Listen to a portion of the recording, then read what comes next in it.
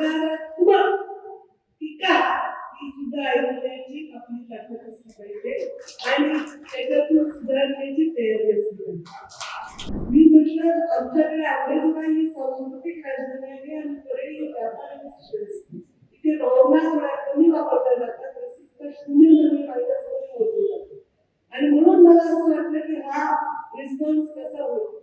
जेव्हा मी राजकारणात पहिलं पाऊल ठेवलं होतं तेव्हा मी हे सांगितलं होतं की मला जर राजकारण माझ्यासारखं नाही वाटलं, माझ्या विचारांशी समोर नाही वाटलं, तर जसा समृद्धी हायवेवर एक्झिट असतो तसा माझे राजकारणात वेळोवेळी एक्झिट असते आणि जो एक्झिट तयार असतो त्याचं राजकारण तो अशा ठिकाणी अशा पद्धतीने करतो की यांच्या कवितेला सगळ्यात पहिले टाळेबंदी जाते.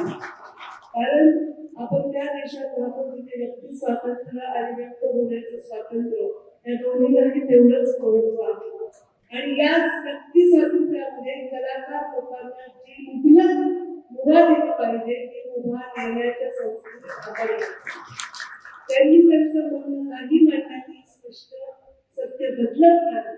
आपण कोंबड्या झाल्याने स्वतः होण्याची सूर्य होण्याचं थांबत नाही आणि म्हणून सकारात्मक टीका ही सुद्धा ऐकण्याची आपली ताकद असली पाहिजे आणि त्याच्यातून सुधारण्याची तयारी असली पाहिजे. मला आज कौतुक करावं वाटतं की थोडंसं कार्यालयाची चिडचिड तुमचं माझं परीक्षण खराब झालं असेल तर सॉल्व, पण माझी चिडचिडच माझं प्रेम आहे. कारण मी चिडचिड करून डोळे वटारून मी एवढे रसिक झाले त्याचा अशी कार्यक्रम होऊ शकणार नसतात.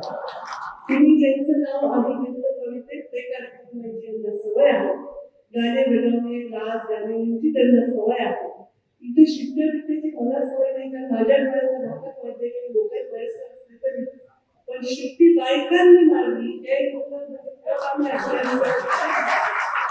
आणि तुम्हाला त्याचं कौतुक आहे. त्याचा अर्थ असं नाही की शिट्ट्या मारा, पण ते एवढ्या फ्री आणि एवढ्या निर्भय आहेत की त्यांना एका प्रत्येकाच्या मागे असताना ते संरक्षण मिळाले की त्यांना त्यांना अभिव्यक्ती त्यांना दाखवता आली. त्याच्याबद्दल माझा वाढदिवस मी साजरा करते कुठेतरी लपून बसते आणि मग ते त्याचा सप्ताह होईल त्याचं वर्षभर कार्यक्रम त्याची भीती असते. मी स्वतःच्या वाढदिवसाला कधीही उपस्थित नसते, पण कवी संमेलन असताना मी उपस्थित राहते. तुम्हा सर्वांना मी फॉलो करते. तुमच्या कविता ऐकल्या, त्या कवितेमध्ये वेदना होत्या, त्या कवितेमध्ये प्रेम होतं, त्या कवितेमध्ये सामाजिक विषय सुद्धा होते आणि त्या कवितेमध्ये तुमच्या भावनांमध्ये आणि त्या भावनांना प्रतिसाद द्यावा यासाठी मीच उपस्थित राहणं आवश्यक होतं. कारण कलेचा आदर करणं ही आमची संस्कृती अटल बिहारी वाजपेयी जे प्रधानमंत्री होते कवी देखील होते आणि ते त्यांच्यासाठीही महत्त्वाचं नाही. त्यामुळे कवी मनाचा माणूस हा वेदना मांडू शकतो, तो वेदना देत नाही याचा मला विश्वास. तुम्ही खूप सुंदर वेळ म्हणतात ते मला परत एकदा ऐकवा माहिती. आई मुली आणि बाबाच्या तुम्ही त्या वेळी सांगितल्या ते परत एकदा सांगा. लेख छातीशी विलगते काय होते, लेख छातीशी विलगते काय होते, लेख छातीशी विलगते काय होते, लेख छातीशी विलगते काय होते, वाघ असतो बाप त्याची गाय होते. छातीशी घेऊ शकतो आणि वाघाची गाय होते त्या बापाची ते कधीच वाघी कृष्णा करू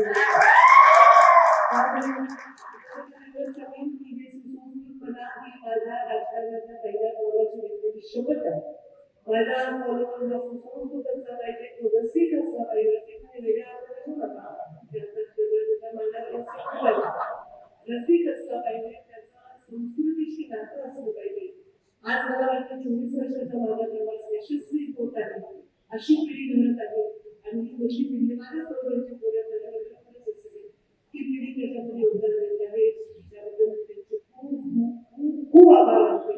आम्ही तुमचं ऐकून घेतलंय. माझा कार्यकर्ता कोणी आहे त्याची एक कविता घेऊन आपण समारोप करूया. युवराज हे कारण ते कार्यकर्त्याचं नाव लागलं हे तुला घेण्याचं कर्तव्य आणि आम्ही तुमच्या कविता ऐकून आमच्या ऐकलं पाहिजे आम्हाला. त्यामुळे एक तासभर लवकर